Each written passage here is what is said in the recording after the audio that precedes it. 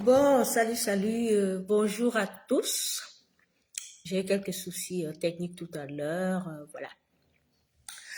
Voilà, donc je vous dis bonjour et bon après-midi pour, à ceux qui sont ici en Europe, bon après-midi.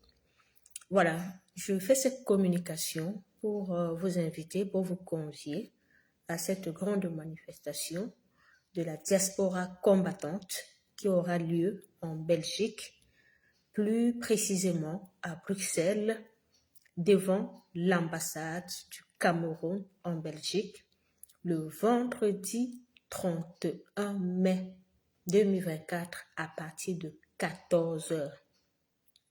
Retenez bien la date, le vendredi 31 mai à partir de 14 heures, la diaspora combattante camerounaise va se retrouver, doit se retrouver devant l'ambassade du Cameroun en Belgique, à Bruxelles.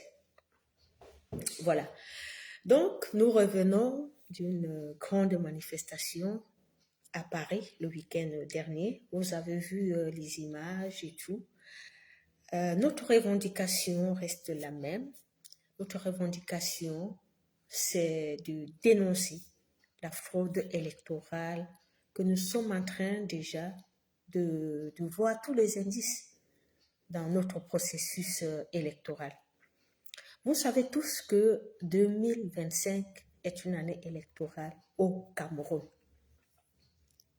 Mais, jusqu'à présent, Eleka ne nous a pas encore fixé sur le calendrier électoral. Et voilà l'une de nos revendications. On est à jour J, moins 6 mois. On est à presque 2025, on a quelques mois encore devant nous. Mais on ne sait même pas déjà quand est-ce que auront lieu les élections au Cameroun. Mais parce que oui, Eleka doit nous dire quand est-ce que les élections auront lieu pour que le peuple se prépare à aller s'inscrire massivement. Parce que quand on convoque déjà le corps électoral, il n'y a plus d'inscription. Il n'y a plus d'inscription. Et Eleka fait exprès de ne pas communiquer la date des élections parce qu'ils ne veulent pas que les gens aillent s'inscrire. Parce qu'ils veulent dire à jour J mois. Comme ça, quand ils vont dire à jour J mois, les gens vont venir, ils seront déjà forclos. Ils seront forclos, ils ne pourront plus s'inscrire sur la liste. Et à qui profite la non-inscription des Camerounais sur les listes électorales? À qui profite? Par expérience, à revoir tout ce qui s'est passé. Nous pouvons dire, sans risque de nous tromper, que la non-inscription sur les listes électorales profite au pouvoir en place. Le fait que les Camerounais ne s'inscrivent pas sur les listes électorales profite au régime en place. Et Eleka, c'est un bras du régime. C'est un bras du régime parce que Eleka a été, les membres de l'ECAM ont été nommés par le régime. Ce n'est pas un organe indépendant. Ça se dit indépendant. Mais l'ECAM est lié. Et l'ECAM est lié. Vous vous rendez compte ici en diaspora, on exige la carte de résidence au Camerounais. Donc si tu es au Gabon, si tu es en République centrafricaine, si tu es au Tchad, tu dois prouver que tu es Camerounais. Prouver avec quoi? Avec déjà ton passeport. Tu dois prouver que tu résides au Tchad, avoir une carte. Mais pourtant, il faut prouver que tu es Camerounais. Et on pouvait encore admettre que la preuve de la résidence, on peut prouver la résidence par un autre moyen. Par exemple, avoir une facture, un contrat de bail, avoir une activité, et peut-être qu'on soit sûr juste que tu vis là où tu vas voter. Qu'on se rassure que tu vis où tu vas voter, c'est tout. Mais pourquoi exiger aux Camerounais la carte de résidence d'un pays? Pourquoi exiger la carte de résidence? Nous disons non à ça. Nous disons non à ça. Les Camerounais de la diaspora, les Camerounais qui vivent à l'étranger ne doivent pas prouver, ne doivent pas fournir cette pièce-là pour s'inscrire sur la liste électorale. C'est abusé. C'est abusé. Et nous disons non à cela. C'est pour cette raison que nous ne devons pas lâcher les camps. Nous devons continuer notre combat. Et c'est pour cette raison donc que le 31 mai, à la suite du 18 mai de Paris, parce que on vous l'a dit dans ces réseaux, que la diaspora combattante est debout pour 2025. La diaspora combattante ne peut pas laisser passer, ne peut pas dormir et se dire, et on attend les élections. Non. La diaspora combattante est en train déjà de se préparer pour qu'il n'y ait pas fraude électorale. Et pour qu'il n'y ait pas fraude électorale, ça doit d'abord commencer par, le processus électoral commence par les inscriptions. C'est là où ça commence. Et c'est pour ça que nous devons déjà dénoncer toutes les manœuvres qu'il y a déjà autour de ce processus électoral. Donc,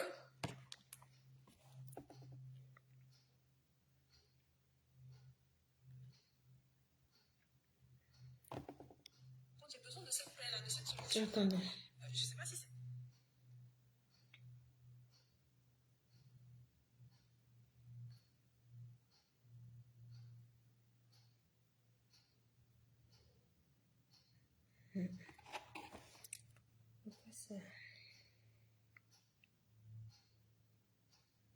Donc c'est pour cette raison que nous devons être nombreux. Nous devons être nombreux à Bruxelles le 31 mai 2024 à partir de 14 h devant l'ambassade pour que les Camerounais puissent s'inscrire de manière transparente sur les listes électorales. Et pire encore, ce qui se passe, c'est que il y a juste une tranche d'heure ici en Belgique où on peut s'inscrire. Une tranche d'heure. Nous disons non, ce n'est pas normal. Ce n'est pas normal. On ne doit pas avoir juste une tranche d'heure pour nous inscrire. Non.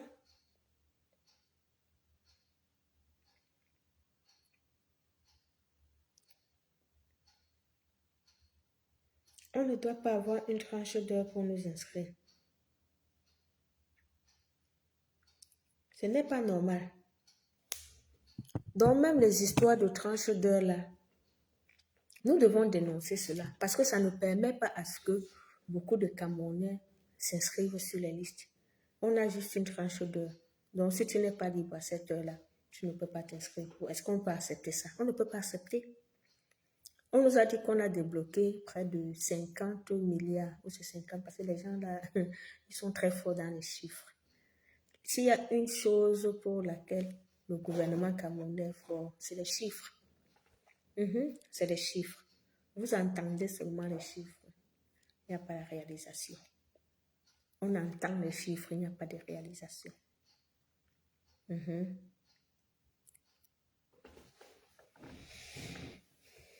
Donc,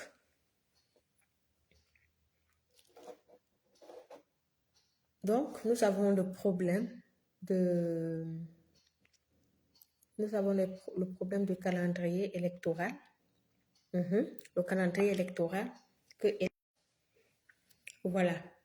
Donc, je disais que je demandais si on les a fait ça au village. Un régime mourant. Un régime des mourants. Un régime des vieux. Un régime où les gens n'ont plus la force. 90 ans, on les a vus à la fête nationale là-bas. Vous fêtez quoi? Fête nationale dans un pays où la guerre au Nozo, vous n'avez pas pu trouver une solution. C'est vous-même qui alimentez cette guerre-là. L'unité au Cameroun, il n'y a plus d'unité au Cameroun. Le tribalisme a envahi le Cameroun. Tribalisme d'État. Il n'y a plus rien dans notre pays. Rien du tout. On n'a plus rien. On n'est plus rien. On n'a plus rien.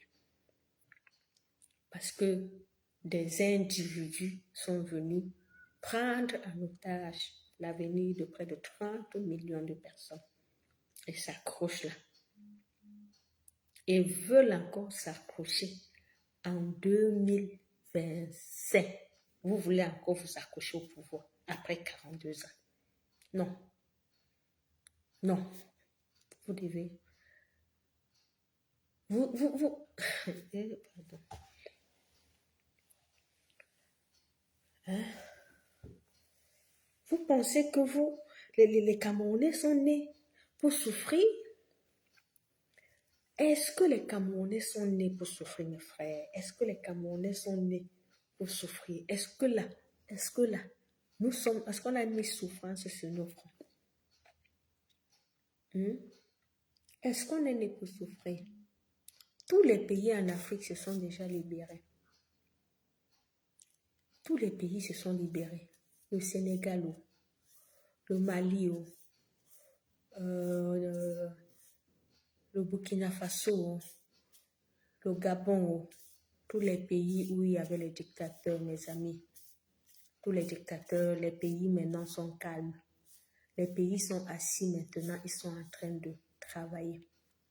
Les gens sont en train de travailler. Au Sénégal, maintenant, on travaille. Au Mali, on travaille. Au Burkina Faso, on travaille. Au Gabon, on travaille. Ils travaillent maintenant. Nous sommes les seuls aujourd'hui en Afrique. Nous avons été dans ce combat avec plein de pays. Mais aujourd'hui, comme je le dis toujours, nous sommes des orphelins aujourd'hui. Le Cameroun est le seul pays au monde, encore aujourd'hui, qui est gouverné par un dictateur qui a plus de 95 ans. Nous sommes les seuls. Nous sommes les seuls. Nous devons nous libérer. Nous devons nous libérer. Nous devons nous libérer. Nous ne méritons pas tous ces médiocres. Nous ne méritons pas tous ces criminels. Nous ne méritons pas cela. Quand l'Afrique est déjà en train de prendre son destin en main, est-ce que c'est nous qui allons rester en arrière? Tous les pays africains sont en train de se reconstruire des dictatures. Nous allons rester en retrait. Nous allons laisser que ces gens-là continuent? Non. Mes amis, mes frères, mes sœurs, vous qui êtes en Europe, vous qui êtes en Belgique, le combat doit continuer. Chacun doit lutter pour sa survie. Chacun doit lutter pour son pays. Aujourd'hui, les Ivoiriens, on les voit partout. Ils sont contents du pont qu'on a construit. Ils sont contents de ci, ils sont contents de ça. Vous avez vu lors de la dernière CAN chez eux, comment les Camerounais sont allés chercher même la poussière là-bas, comment ceci, comment cela. Bon, ce sont des frustrations. Ce sont des frustrations que nous cultivons parce qu'on vous dit que la Côte d'Ivoire est développée. Mais on va chercher la petite bête qui n'est pas développée là-bas. Mais ils sont plus développés que nous. Ce qui est sûr, ça reste des pays à reconstruire. Mais ils sont quand même plus développés que nous. Vous voyez à quel niveau un régime nous a mis. Un pays qui aidait. On a aidé l'Éthiopie. On a aidé des pays. Aujourd'hui, on n'est que la risée. On est la risée du monde. Tout le monde se moque de nous.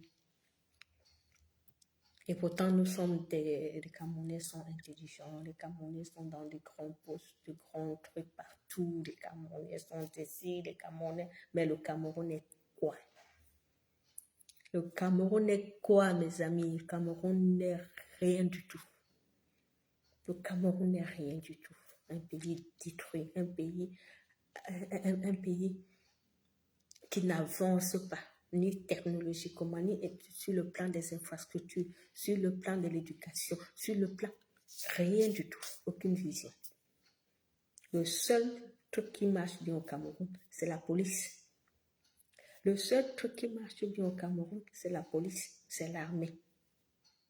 Ce sont les prisons, ce sont les commissariats. Le seul truc qui marche, parce qu'ils sont là pour arrêter les gens, pour le mettre en prison. Tu parles, on t'arrête.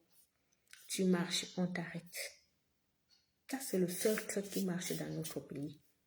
Si quelqu'un se lève là pour dire qu'il va revendiquer maintenant, on va envoyer le billet. Le billet va venir, ils vont sortir, boum, boum, boum, boum, boum, boum. Allez te prendre. Regardez un pays comme ça, où ce qui marche, c'est la répression.